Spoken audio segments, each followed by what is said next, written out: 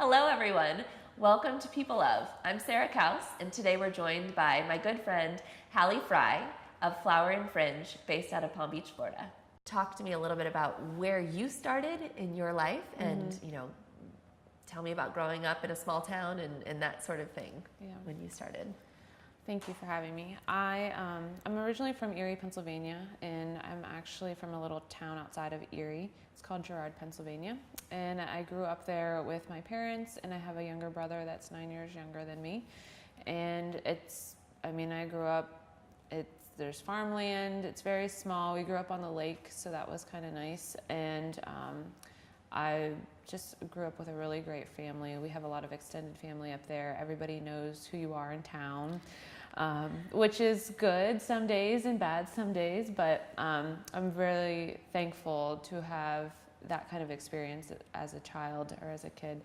And growing up too, I had an opportunity to work for my aunt who had a floral shop. And so even in middle school and in high school, she was like, come in and work. Like, she kind of could see the passion and the creativity that I had as a kid. I was always drawing or coloring, and my mom and my dad's kind of creative. My mom is not very creative, so she's kind of like, I don't know where you get this from. So we always say I get it from my aunt who has a flower shop. So growing up, that's kind of what I did on the weekends or during the summers. I would spend time with her, and she kind of took me under her wing and showed me. I would go and set up for weddings. I would do arrangements. I would do corsages. She would let me arrange the flower shop. And so as a kid, that was kind of like, I was always doing that or playing sports. So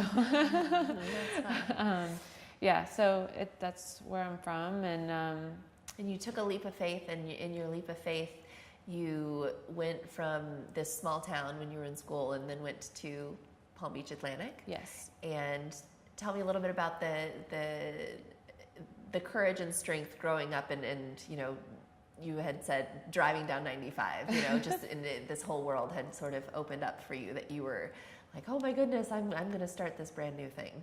Yeah. So my first year of college, I went to Kent State, and it wasn't a good fit. And through a series of events, I found out about Palm Beach Atlantic, and I had the choice of staying in Pennsylvania and going back to Kent State and being kind of miserable for another year, or stepping out in faith and going to PBA. And I decided to go to PBA, and it was completely out of my comfort zone. I didn't really want to leave what was so familiar to me, my family, my friends, my boyfriend, like everything was very comfortable. To head to Florida, and my mom was like, you need to make a decision, and I was like, okay. So right before school started, I decided, okay, I'm gonna do it. I'm gonna go to Florida. And we packed up the car, and that theme of packing up the car and heading down and began then. Yeah. And at one point my mom's like, okay, it's your turn to drive, and that was once we hit South Florida 95, and I was like, what am I getting myself into? It's just like, you always have like those little moments. They're like kind of insignificant to other people, but in your head, you're like, what am I doing? What's happening? And I remember that very specifically. I really like the story of how you had, with your aunt, you had worked in flowers, and you had never really thought that would be a business or do something with that, but you had loved that as a child, and working with her you thought was really neat. And then fast forward to yachting came around, and then you're ready to move on and do something different. And all of a sudden, a door was opened to be a part of a flower shop, where you also were going to be involved in, ministering to people and that sort of thing through this flower shop. So tell me a little bit about that, and then that sort of developed Flower and Fringe out of that. Okay. So basically, my best friend from Nashville said, hey, there's a couple women that we've met, because her husband's in a band, and so they do a lot of ministry stuff, and they're looking for somebody to replace a girl that is running a flower business. And that's all the details she had. And I was like, okay, maybe, but I didn't really think much of it. She said something again to me, and then I ran into her husband. He happened to be in town. He also mentioned it to me. And so it kept being kind of put in my ear, you should contact them. Oh. And then I never did. I was being stubborn because I didn't think that was the next thing, and I didn't know much about it. And then one of the ladies reached out to me on Facebook and was like, your name has been brought to our attention. I'd love to meet with you, learn about like what, you know, what you're doing or what you want to do. She's like, I just want to get to know you. Oh. So I met with her. We set up a coffee date, and another lady, Melissa, so it was Kim and Melissa, they were there. And they were like, so we're very interested in getting to know you, but this is what we have. And basically, it's a flower shop called Epic Arrangements, where it's in Riviera Beach on Broadway. And we also have like a ministry out of it. So we bring in, if there's any women in need in the area or families, we help them with whatever that need may be, with the goal of maybe bringing some of the women into work at the flower shop.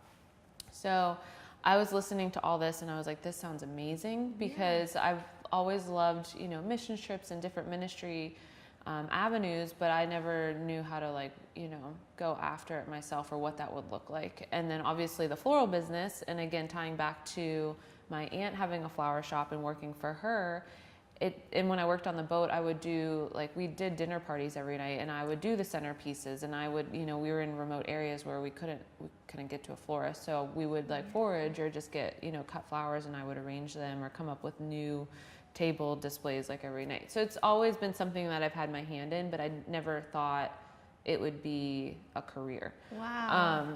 So after coffee, they're like, we want you to take over the shop when the other girl leaves. She's getting married and she's moving out of state, so we need somebody. So they offered me the job right there. And I was like, okay. But it wasn't until, I think this was like March or April when I met with them. And the other girl wasn't leaving until July. So they're like, can you figure out what to do? Like, we'll have you come in and we'll get to know you, but we can't really, because it's ministry and we're starting out as a new business, we can't really offer you a lot of hours, you know, or pay. Amazing. So I was like, okay. I'm like, I feel like this is what I'm supposed to do, but it was definitely a struggle at times because I was, you know, working maybe 10 hours a week.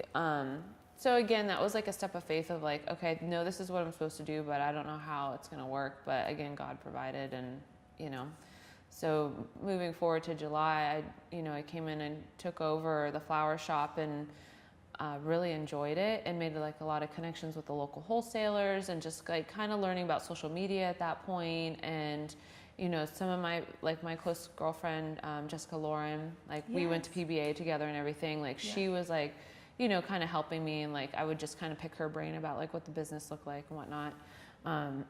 So I did a couple weddings with Epic Arrangements, and we were also running the flower shop. And then also like on Thursdays we would have a Bible study, and women would come in off the street, and, you know, we would just kind of like spend time with them and get to know their story. Cool. You know, not pushing anything on them, but just loving on them and meeting them right where they were. That was what I liked about the ministry. We're not here to change. It's just kind of like, what do you need? How can we, do you just need somebody to listen to you, or do you need a coffee? Like whatever. So I really liked that aspect of it too. And Melissa and Kim were, you know, the people that were kind of in charge of the ministry aspect were just really great, encouraging women too. And so I would meet with them, and so I learned a lot from them too, which I think is a big part of it. And then once I think like in November, I'm really bad with timelines, but I think in November they were like, we want to have a meeting with you, and they have other ministry things that's tied in with a church that's here in Jupiter actually. And they were like, we would like to have you take over the business, like you completely take it over, you know, we'll ease into it, but we want to offer you Epic Arrangements. And so I was like, well, I need to take some time to pray about it. At first I was like, this is amazing, because they're offering it for like nothing, and it's a big space, and they had it all set up, and it was a really great little floral shop, but at the same time I didn't have a peace about it. So I think, you know, one, like being single, and I was there by myself. That's when I got Daisy, because I was like living by myself, which was new to me. And then having this flower shop, I was like, I just want to have a dog. So that's how I got Daisy. Yeah, she came with that name too. Which is a perfect name. She came with it. Oh my goodness, that's so fun. So anyways, I just knew it wasn't the right fit. And so I had to tell them, like, as much as like I'm like flattered and honored that you would trust me with this vision and like to have me carry it on, I don't think it's what God's calling me to do. Which, you know, was what I needed to do. Yeah. So then then I had a choice then. I was like, what do I do next? Do I go find another job? And then at that point, after running Epic Arrangements, I think I can do this. Like, I think I can, or this is the time to do it if I'm going to do anything. I don't have kids. I'm not married. I don't have any responsibilities. Like, I can literally try this. And if I fail, I fail. And if I don't, then we'll just like figure it out as we go. And I can take another leap of faith. Yeah. So here's another step of faith. So in December, I, decided on Flower and Fringe. And I remember I was driving down Okeechobee and I was like, I need a cool name, but I want like 2 of the same letters. Oh. And Flower and Fringe came about. Like, it just it's like flowers, but I also like the styling and all that. So then the fringe is the extra fun part. So Flower and Fringe came about in December, and I ended up taking on a wedding that like second weekend or third weekend in December. The same time I had to move out of my cottage because my landlord had sold it and I had to move out. So I was moving out of my cottage. I had just started Flower and Fringe and I had taken on a wedding. So I was doing the wedding out of my cottage, which was tiny. I was dog sitting at the time because I was like, okay, now I need to make extra money to make, ends meet.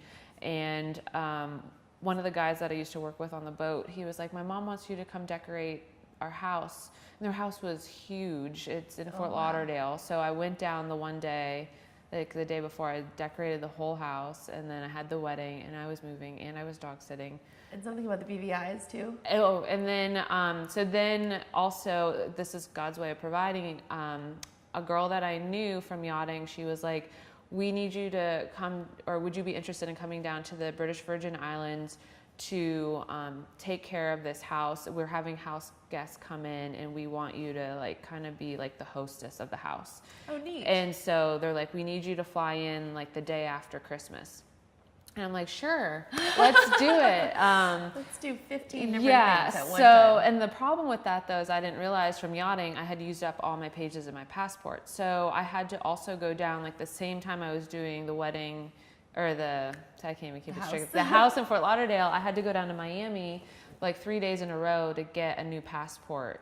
And so luckily they had bought me a ticket to fly down to the BVI, so they were able to like push things forward. So I did all of that like in a matter of 2 weeks. And then like the day after Christmas, like I'd done the wedding and everything and moved.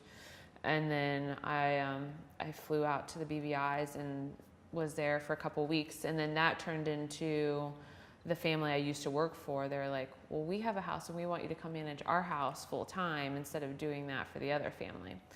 So I was like, okay, as long as I can go back and forth, so that way I can still run Flower and Fringe. And they were like, yeah, that works. Wow. So then I started traveling, back and forth to the BVIs and here, and then using social media and whatnot to put Flower and Fringe out there to the public. And so I would come back, and I was living at my friend's house at the time because I was traveling. I was like, there's no reason to go get my own place.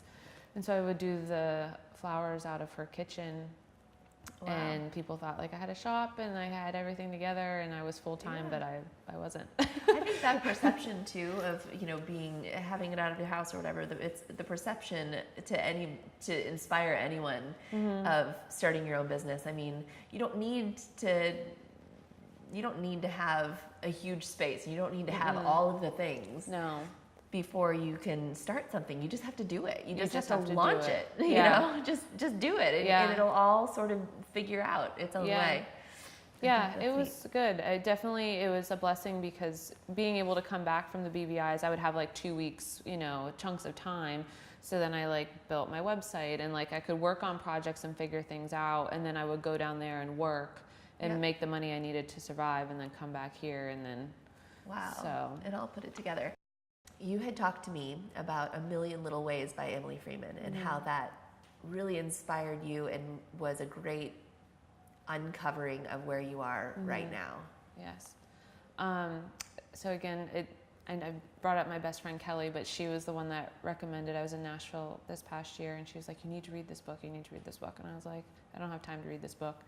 And then she kept asking me, and then she mailed it to me, and she was like, read the book. And I started reading it, and I couldn't get into it. And she's like, start in the middle and read, whatever chapter. And I started with the chapter Sink, and it just talks about like sometimes you're at a point where you just have to let go, and you just have to like take a step, and you just have to trust that it's going to work, and it's okay if you fall, you know, but like just do it, you know, don't worry about what people are telling you. And I feel like so many times throughout all these decisions over my life, you know, I always say there's a round table in your head, and who's at the round table and who are you listening to? Are they people that are encouraging you and supporting you, or are you listening to people that you're like fearful of their opinion? Like, what does that look like? And so I think Sink was a good chapter to be like, it doesn't matter what all these voices are saying, you know, like what's God calling you to do in this situation? And for me with my business, every day it's a matter of like, okay, just sink. Try not to take control of everything. Try not to prove yourself. It has nothing to do with you. It's just literally take one day at a time, one step at a time. And so it's been like a really encouraging book for me, but then also I've noticed that through reading it, I've like these younger girls or women have been brought into my life that are very creative, very talented, and I can see it. But I can also see where I was at in my early 20s, that I wasn't really ready to uncover what was there. You know, I had said to you when we were first talking that there's like a seed that's planted, and a lot of times we're always like looking, kind of like I was looking to anthropology, or I was looking to all these things thinking I had to search it out, but really it was within me. And so through a series of events, like it's kind of peeled back the layers and brought me to a place of like, oh, this is where God has me. You know, this is like in this having my own floral business. Yeah. And then you bloom once you start to uncover, like you can like pull back the layers and the insecurities and the fears and the doubts. And like once those are pulled back, then you're actually able to move forward in what you're called to do and what has been put there when you were a child. So when I read the book, I'm like, well, it makes sense. I was working for my aunt you know, at her flower shop. And it was always one of those dreams to like do it, but never something that I thought was attainable. And until, you know, continuing to kind of pursue it and dig deeper and see what that looks like. And so it's been cool to see these girls, like what their talents are, and I can see it, but it's easier for me to see like looking in than for them to actually see what's going on. And I'm like, maybe it's just not the time. Like maybe you're in the waiting period, maybe you're in the sinking period, maybe you're in the listening. Like there's so many different like seasons of life, and there's, I think too, being able to see what the purpose is in each season and not see it as a waste of time.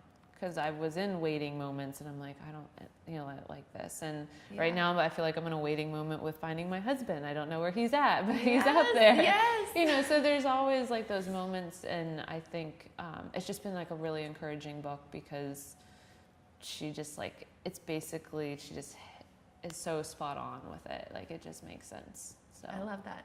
My mother-in-law, Kathy, is adorable, and she says, relating back to plants and trees, she loves trees, and she says that the trees, when they're little bitty, they're sleeping, and then they're going to creep. Unlike year 2 and 3, they're going to creep up a little bit, and then after year 3, they just leap. So like she has this sleep, creep, leap, you know, analogy that she uses, and she relates life to that sort of same thing, and like having a business. And it's the same thing with a business. I think that you just, you know, so you're, I think, doing an amazing job in your like creeping years to actually be leaping. So you're doing a great job. It's fun. Thank you.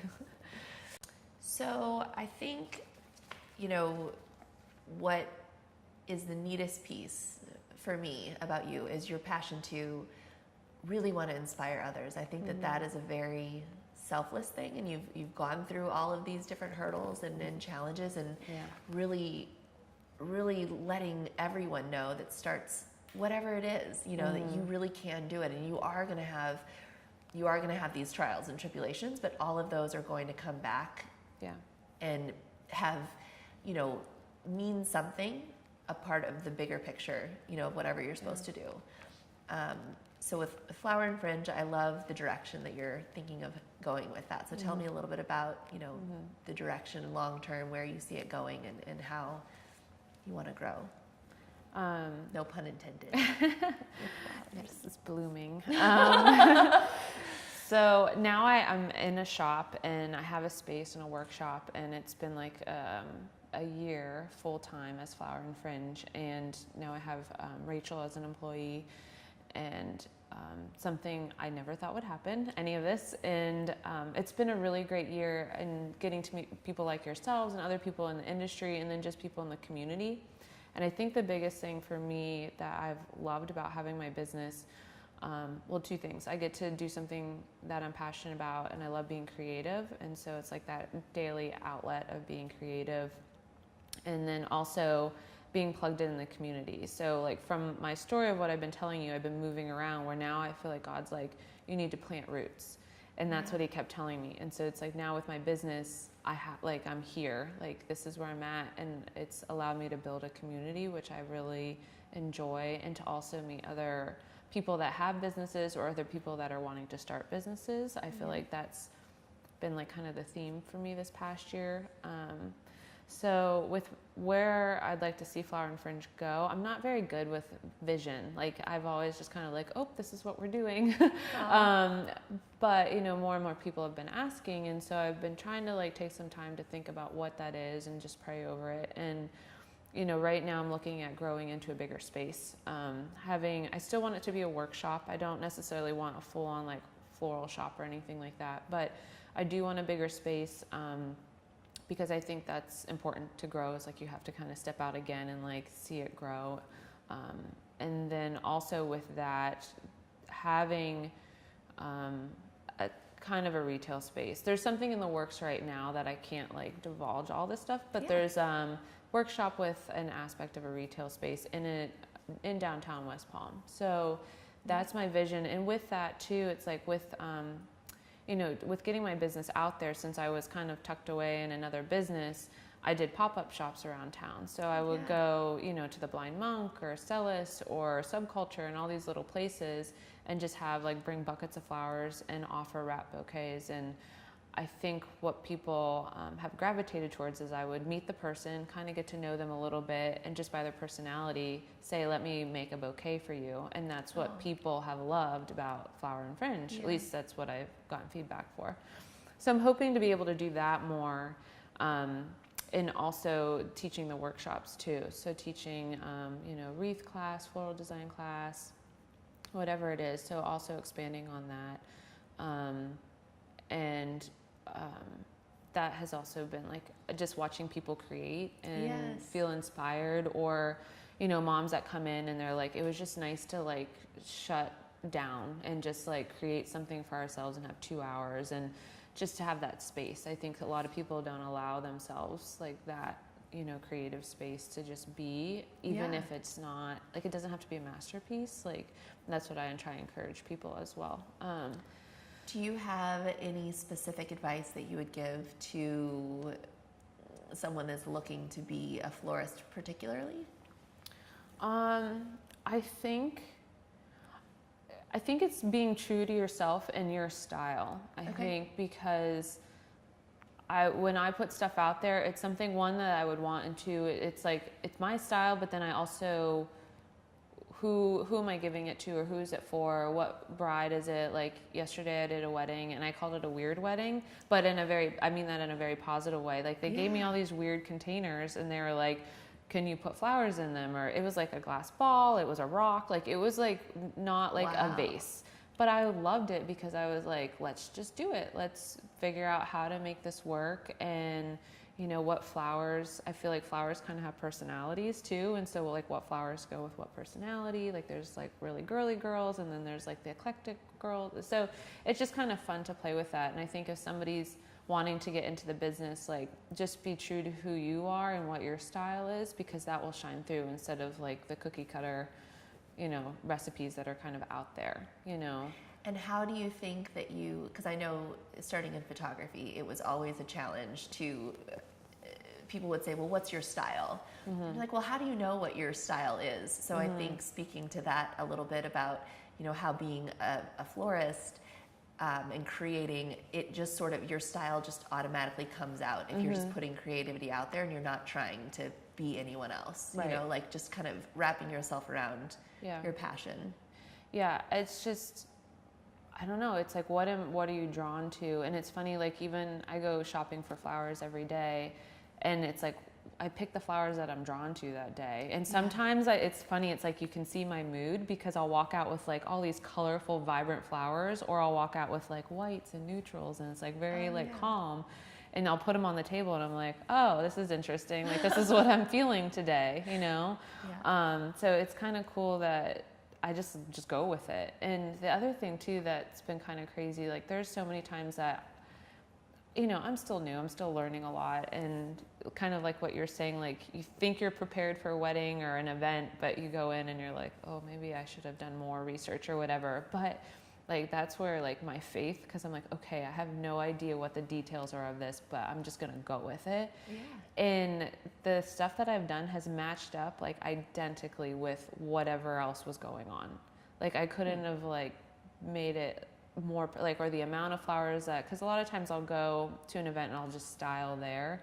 So it, like even for your styled shoot, I kind of went in like, okay, this is kind of my vision, but we'll just see what happens. And then I felt like it all like fell into place. So I love that. And I think speaking to brides or people planning the events is giving, as an artist, like giving you that complete freedom is so important. If you're watching or listening to this and you are, you know, I think it's letting someone be the artist and then let them just do their thing. Because oh my goodness, that styled shoot, I can't wait to send out all those photos, and we'll include some, you know, here, because it was just so perfect. And you just created this magic, and I watched you, you know, make this wooden ladder be full of flowers and insanely gorgeous, and taking something from. Yeah, I'm very on the spot. I'm like, okay, this is how this is, but I'm not a planner. Like, it's just not. I feel like I'm better when it's just like, okay, let's use what's here. Let's figure it out. I don't know. That's just how I've always worked that way. Like less is more almost. Like you don't need to have so much stuff, but work with what we have. Yeah.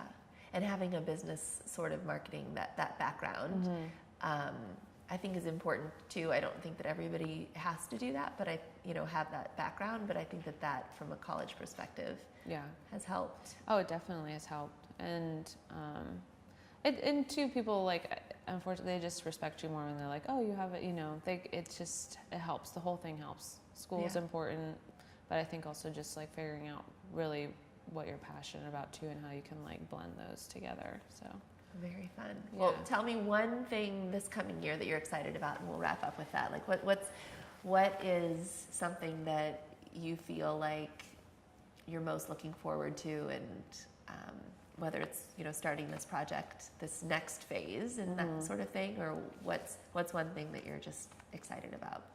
It's definitely the project. It's something that,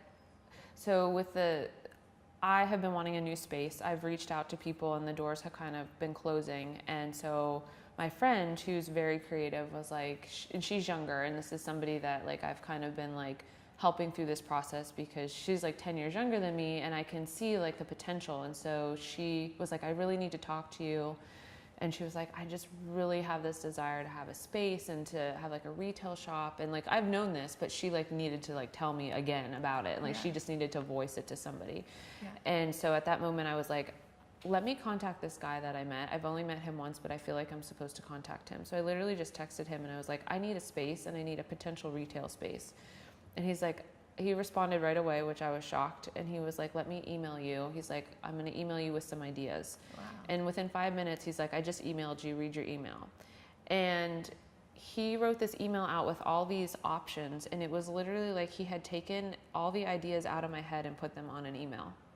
And I don't know if anything's going to happen with it, but we're pursuing it. We're taking one step at a time. And so it would be something with my friend as well, which is really cool to see her kind of going through this process. Like I can see how I was feeling when I started Flower and Fringe, is like what she's going through.